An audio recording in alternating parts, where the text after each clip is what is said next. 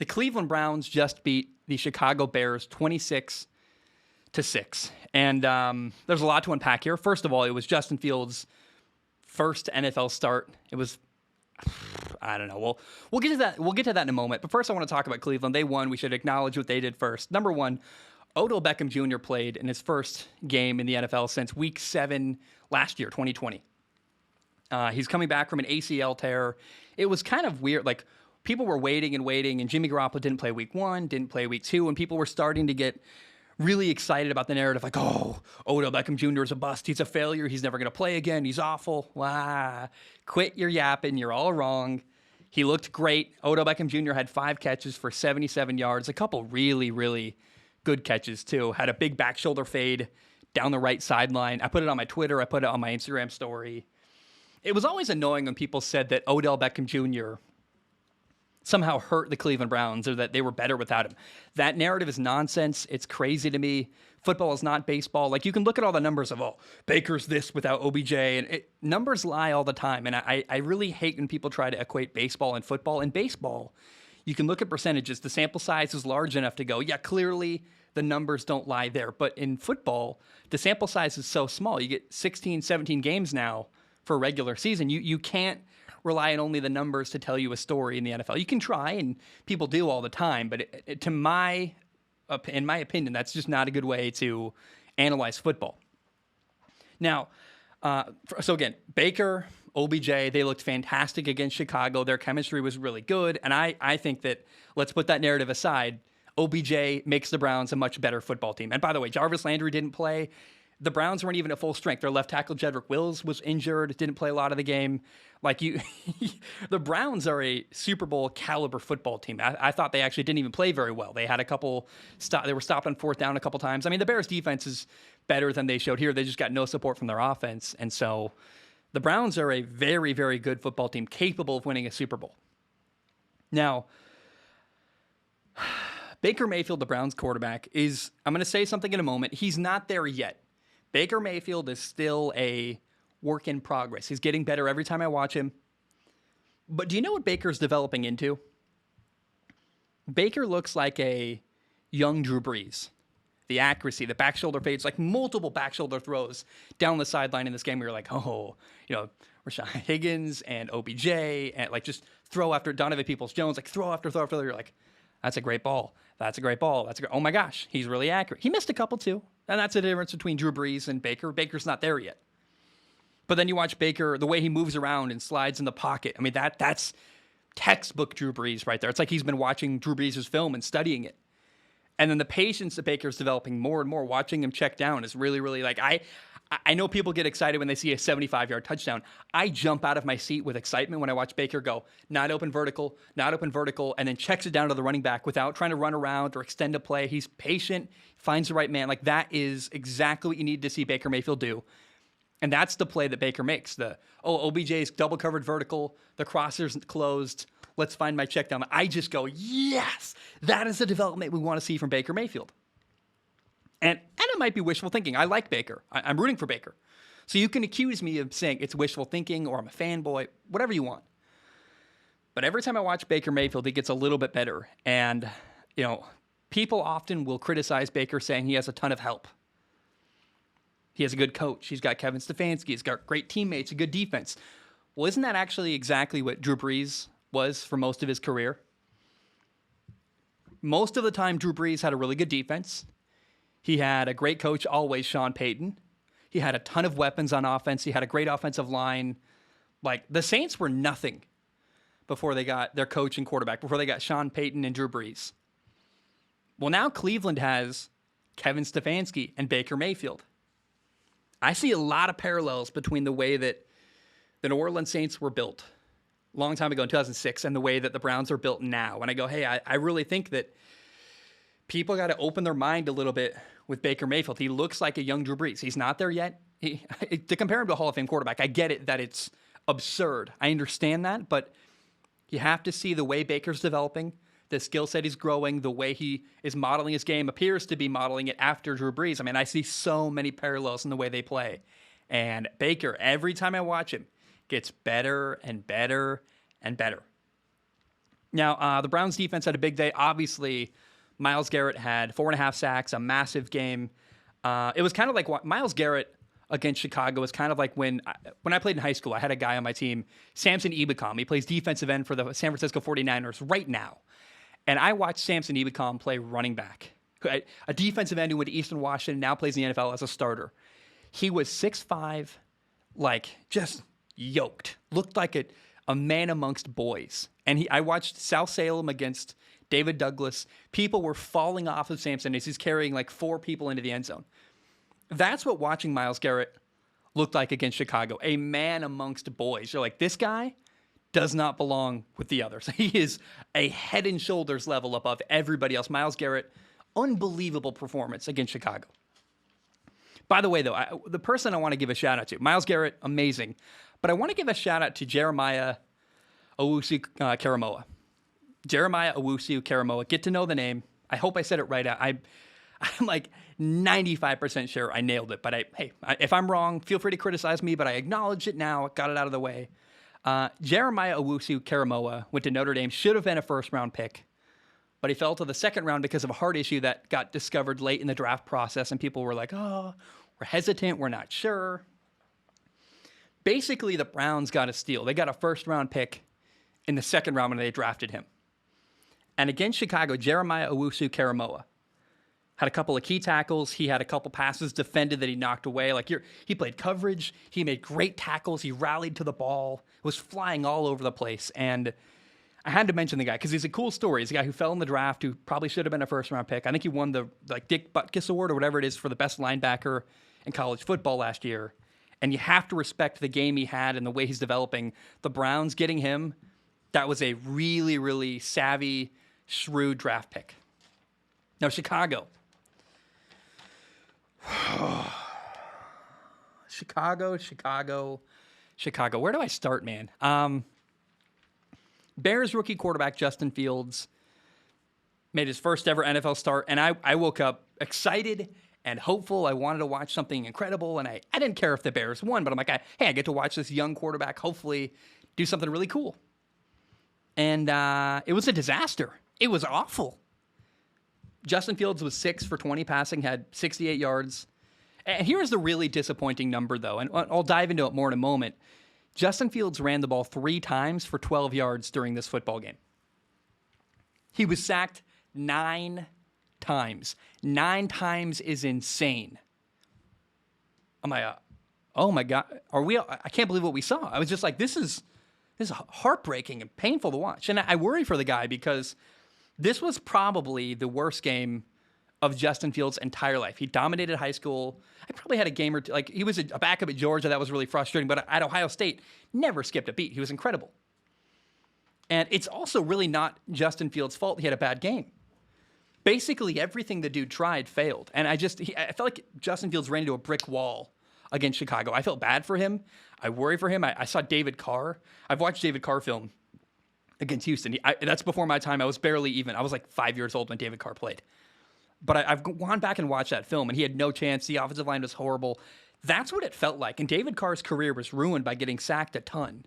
And it probably won't happen again to this level, but my goodness, it was very, very concerning if you're a Bears fan. I'm not a Bears fan, but I like Justin Fields. I want him to do well. And I've been rooting the whole time, like, please, can Chicago find the franchise quarterback they've been looking for years? And, geez, the Cleveland game was awful. And I was disappointed, too, that here's the other thing I thought I would come back to. I was hoping that, and really believed that Justin Fields would be able to escape the pass rush. I was like, well, he'll make a couple plays, and he'd make a guy miss and run around. Now, there are a couple things I have to say here. First of all, Justin Fields is not as fast as Kyler Murray or Lamar Jackson. Like, he just doesn't have the speed to get to the outside that Kyler or Lamar has. Let's acknowledge that, first of all. So, yes, he's not as fast. However, that was not the problem against Chicago. I expected Justin to be able to make one guy miss in the backfield, escape a sack, and run around.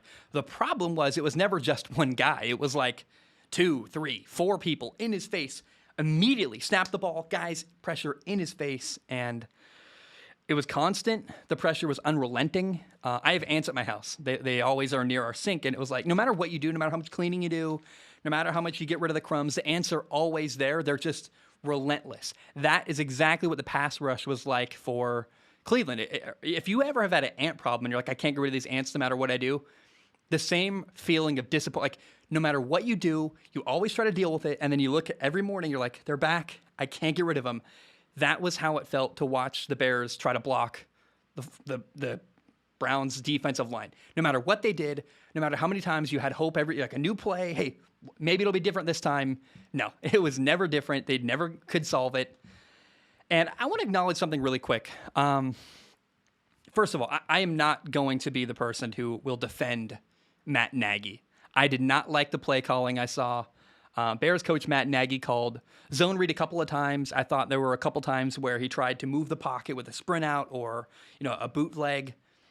But he did it like a time or two and then didn't come back to it. And I was really frustrated. Like, dude, you got to get Justin Fields moving outside of the pocket, and you have to call it. And it felt like Matt Nagy was kind of waiting and hoping for Justin Fields to make a big crazy play, make someone miss in the backfield and run around. And rather than putting him in a position to do it, Matt Nagy just waited hoping it would happen. That is not a good way to coach. You have to put people in a position to be successful. You can't just cross your fingers, call a bad play, and then hope they're going to do something explosive. Like, that's not how you coach. So I felt like Matt Nagy could have done better. And I have, in the past, defended him. This is the closest I will get to defending Matt Nagy. I will say this. No offense can work with a bad offensive line. Like, I don't care what play call you make. If the Bears offensive line plays the way they played against against Cleveland, it's hopeless. Like, I wonder, how would Sean McVay have done? Sean McVay is the head coach of the LA Rams. If you gave Sean McVay the Bears team we saw against Cleveland, that mismatch, that bad offensive line, a rookie quarterback in his first ever start, I don't think Matt Nagy did good. But my question is, how well do you think a really creative, smart coach like Sean McVay or Kyle Shanahan would have done? First of all, they would have had way more motions.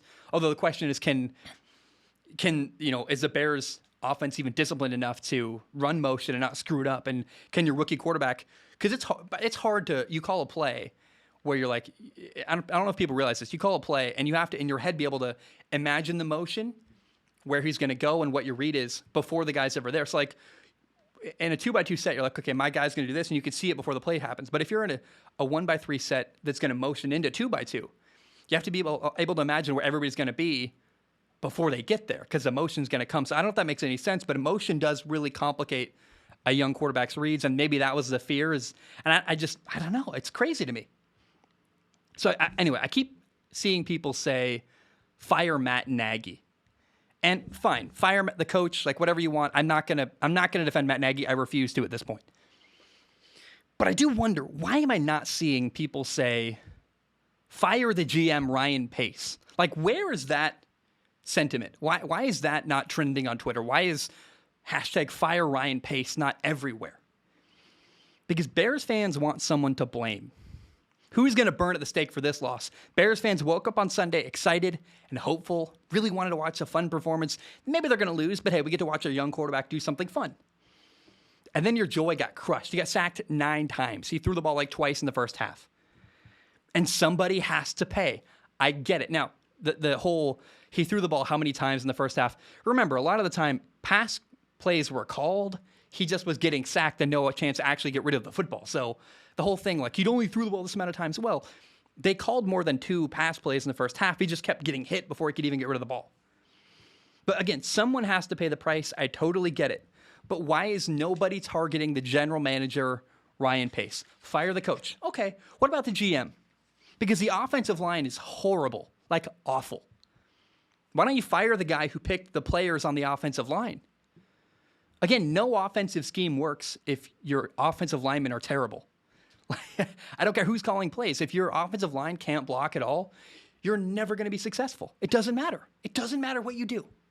Call as many smart plays as you want. If the right guard gets blown up, it doesn't matter. And again, I'm not sure that Sean McVay would have done much better.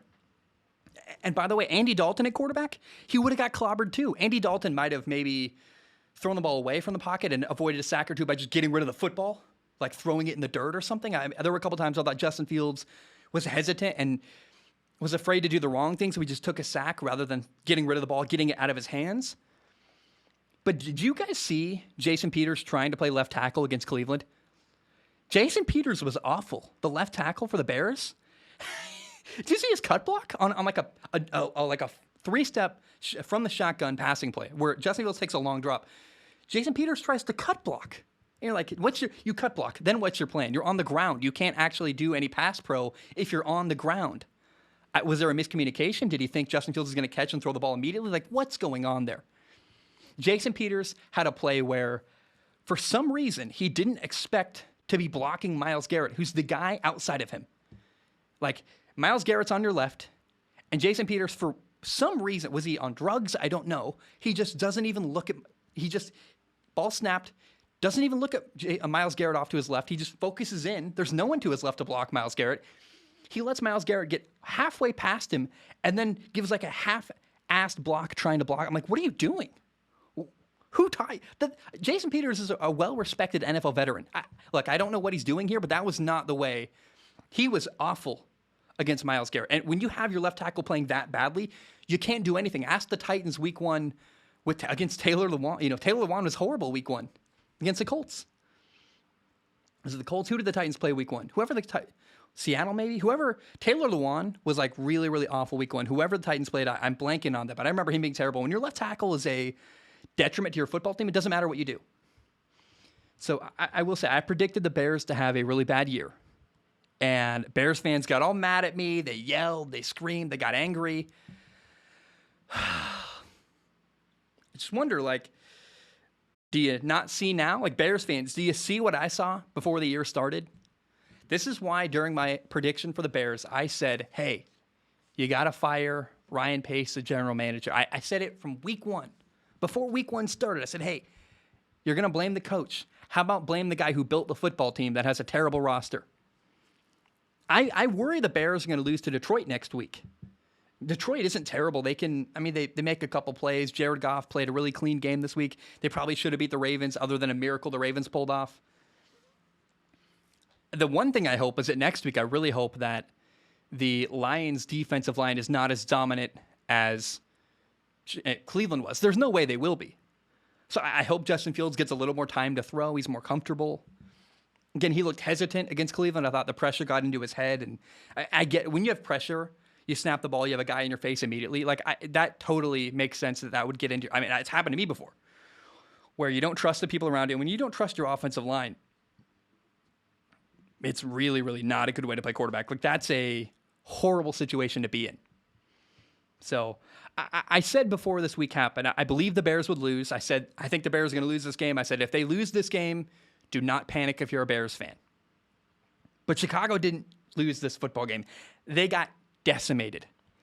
They gave up 9 sacks. They only had 47 yards of total offense. And Bears fans, you guys are worried that your young quarterback is going to get ruined. So Chicago, I give you permission to panic.